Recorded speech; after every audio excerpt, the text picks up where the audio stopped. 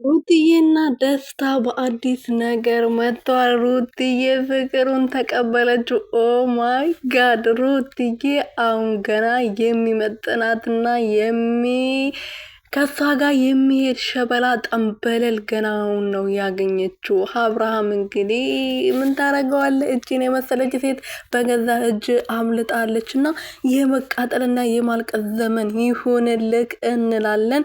ሩትዬ ፍቅሩን ተቀብላ እንግዲህ ዛሬ ደግሞ የሚያምር እንደዚህ ድምቅ ያለ ፎቶ እንግዲህ ከሸበላዋ ጋር ከአቶ ደስታ ጋር ለቃለች ማለት ነው።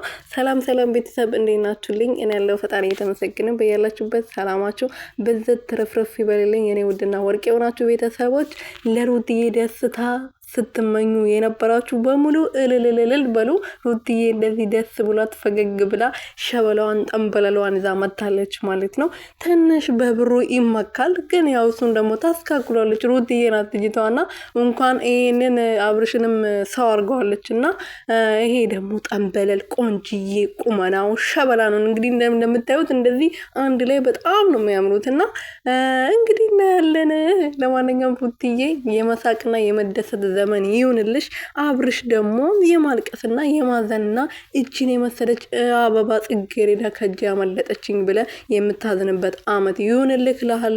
ሌላ ምንም ምለው ነገር የለኝም። ከሄርሜላ ጋር እንግዲህ አይ ላቭ ዩ ምጭጭል በላችሁ። ሩትዬና ደስታ ደግሞ እዚህ ጋር ፈታ ዘና በሉ። እናንተ ይመቻችሁ።